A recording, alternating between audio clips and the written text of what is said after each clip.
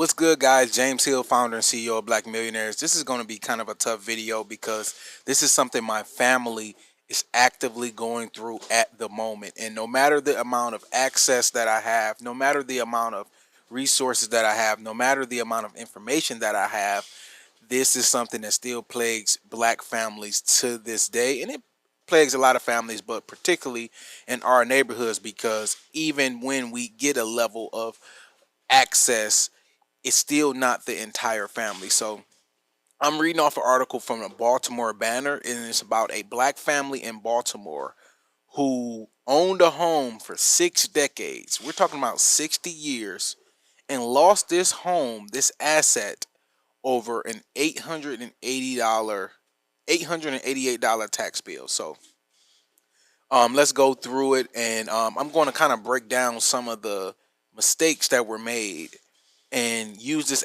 as an educational uh, situation so a lot of you guys can avoid it. Okay, Aunt Pearl had one request of her great nephew when she left her home, be, her beloved home in East Baltimore in the late 90s. Do not lose it. Now, this is a sentiment that a lot of black families say. Don't lose grandma's house. Don't sell granddad's house. Whatever you do, don't lose it. And a lot of these houses are free and clear. A lot of these houses, people been like, she stayed in the house 60 years. It's been in the family 60 years. They don't have a mortgage. Let's be honest. There's no mortgages. There's no HOA. It's only taxes and insurance is not something you have to pay. So, but you should pay, by the way. Okay.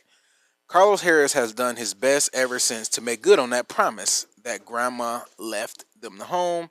It serves as a shared asset among family members since inherited. His daughter lives there now, and before that, his mother lived there, and he made small fixes to keep the house up to date. Okay, all good, sounds good. Then the unthinkable happened. Harris learned that his family home has been swallowed up last year by Baltimore's tangible tax sale system for $888. Guys, I'm not trying to be funny. I have on a Rolex watch that is $20,000. I'm not trying to be funny. I'm not trying to be elitist. My glasses are more than $888. This is ridiculous. In 2026, losing a home over less than $900, an asset that's been in generations. This is a real thing that plagues black families. Okay, let's keep going. He is now one step away from losing ownership.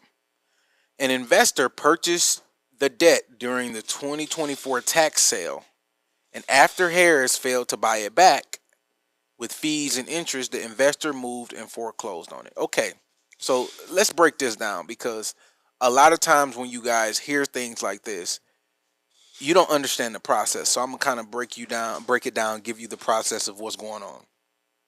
So in many states across the country, now you have to look at your specific state, because this is tax law and this is state law. This is not no federal thing going on. This is something that's by the county, by the state. It's usually operated by state law, and then it might operate different per county depending on where you're at. But we're in Baltimore, Maryland, with this story. So there's a thing called a tax certificate, and let me break down what a tax certificate is. Okay, you're a homeowner, right? You don't pay property taxes, and depending on the state, there's set guidelines to where if you don't pay property taxes, the investors can come buy it up and then they can foreclose on you. But a tax certificate investor is somebody, you don't pay your property taxes, they come in and pay the property taxes on your behalf. So in this case, let's say it was $700 or whatever, or let's just use a round number for simple math purposes. Let's say it was $1,000. You don't pay that $1,000. The school, the roads, the county, the police, they still need to be funded. Just because you didn't pay your taxes doesn't mean anything. They still need to be funded, okay? Because they still need to be funded, the county and the city that you're living in sells that tax debt to an investor, that is called a tax certificate investor. Now, you can go buy this up yourself, but we're just talking about in the context of this family losing their property. Okay. Now, you as the homeowner, you have a specific time frame, and again, it's different among every state, so make sure you look at your state. Like, for example, in Michigan, it's 2 years, then after the third year they can foreclose on you, right? But in Maryland, with these investments, you get a fixed return on your investment. So it's kind of a safe investment, right? So you go put up $1,000, and then in Maryland, the return on investment for the investor is 18%. So what's 18% of 1,000? 180. So now if James, if I'm behind on my property, $1,000, the county sells it off to pay for schools, roads, police, pay the county administration salary, the mayor, whatever. Now the taxes is 1,000. The fees is 18%, whatever. You have to now pay 1,000 plus 180, right? In order to get your property back. You can't just go pay the 1,000 because you got to pay the investor their 18%. Are you guys feeling? Are you guys understanding? Okay. If you don't do that, the investor now has the right to foreclose on your property. Okay? So, and that's exactly what happened to this family. They foreclosed on the property. Now, hold on. Before we even go there, there's a lot of paperwork coming to this house telling you that you're behind on taxes. Hey, you need to pay your taxes. So this is a fault of a lot of families, and a lot of black families. You're not looking at your paperwork. You're not looking at your paperwork. Your mail coming in, you worried about all this other stuff. Okay. Y'all could have got on a payment plan. Y'all could have put $100 a month. Knocked it out. $70 a month. Knocked it out. But you didn't do that. Okay. So, again, the investor comes, buys it up. Maryland sets an interest rate of 24% annually, but it depends on the county. So in Baltimore, it's often 18%. That's why I'm using the example 18%. You don't pay that. Now the investor comes and they buy it up. They foreclose on you. You don't have a lawyer. You're not a lawyer. You didn't even pay your taxes. So how can you afford a lawyer to fight for you? Now you're in foreclosure court. You don't show up. They foreclose on your property. Okay. Now the property is foreclosed on and sold at an auction. This is what happened to this family. So over the last year, Harris' rights to his family slowly slipped away. In December, another investor bought it at an auction, winning a bid for $45,000. So if I'm the investor, I just bought a house for $8,800. No, $888. I'm sorry. I just bought a property for $888. I probably didn't do anything to it and sold it at an auction for $45,000. Now that just goes to show you the level of wealth that's being stripped away from these families when they do this. Okay. Now that's not your house anymore. Now they're starting to put you out. Now you're a tenant, and now they're going to evict you, move you out, or make you pay rent or whatever deal y'all work out. This is a tale that happens every single day to black families because your paperwork is not right, your family is not right, you're not working as a team. You're doing everything in your power to work against each other. And I'm speaking for my family because a lot of stuff goes on like this in my family where we lost homes and I got money, other people in the family got money, but because we don't know about it, you know, people be embarrassed about talking about some of these things, it end up in probate court or it ends up in, you know, foreclosure court, and sometimes it's a little bit too late. Now we got to go spend tens of thousands of dollars with an attorney trying to get your property back when you could have just let us know and we could have just paid the $880 bill. You following me? So even the home I grew up in, we lost it. right? And it's a little different in Michigan. It's not only the taxes, but it's the water bill. So if your water bill, it's attached to the property in the state of Michigan. So not only would we would have to pay the back taxes, we also would have had to pay the water bill. The only person who could come in and get around that water bill would be an investor like this. So there's a lot of things. If you don't know your state law and you don't understand what's going on, you could potentially lose your property. And I'm not using this as a haha gotcha moment. I'm reading this story, and when I read this story, I got the chills because I know even somebody like myself with the resources to help my family, a lot of them, I'm young. So I've been making more money than a lot of people in my family for years, and they jealous.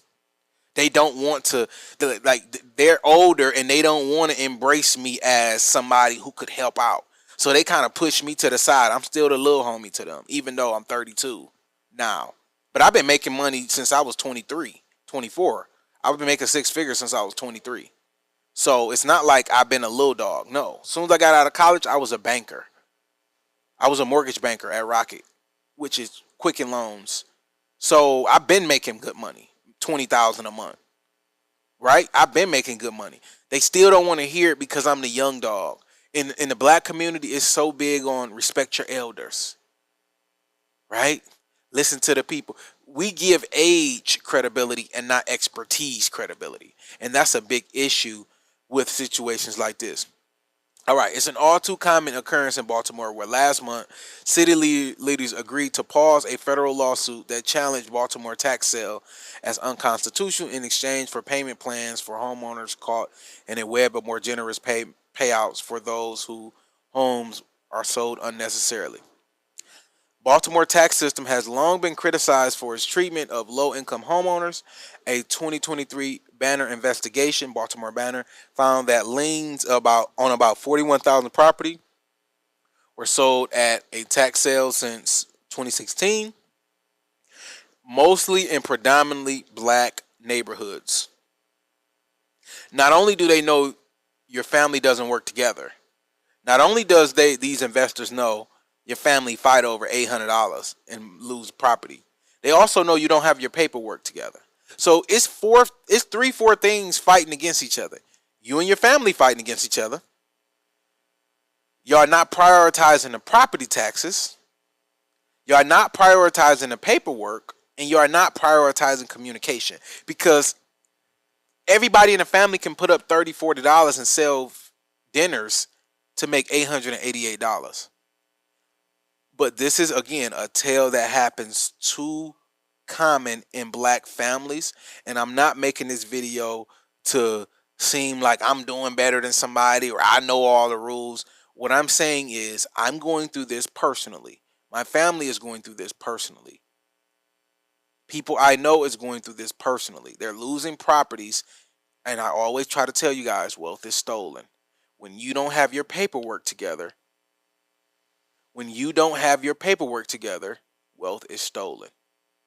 So I wanted to go over this story because maybe your family is going through a property and you're getting your property taken.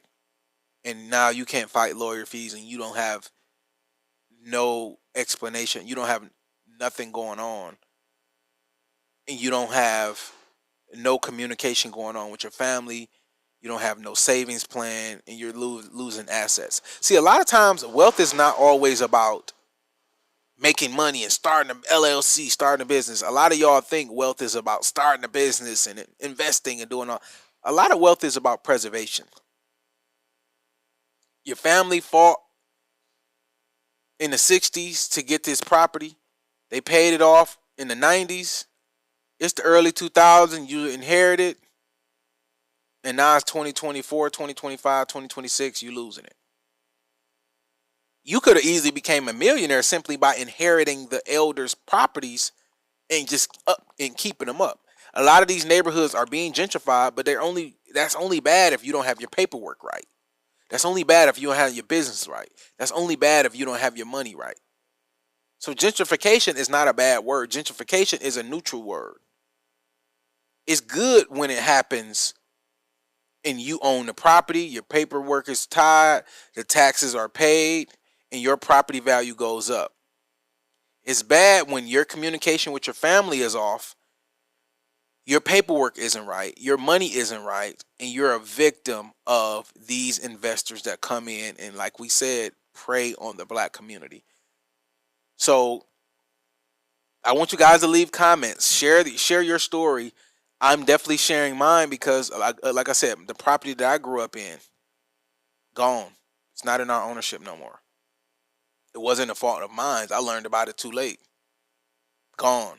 They called me when they in court and the judge ruling. I'm like, hold on. Like, when was y'all gonna call me?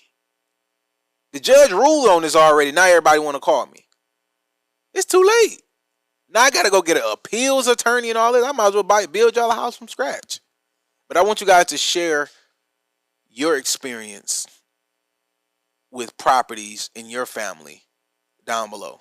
Thank you guys for watching. In order to continue to support independent journalism, I need you to subscribe to our page below.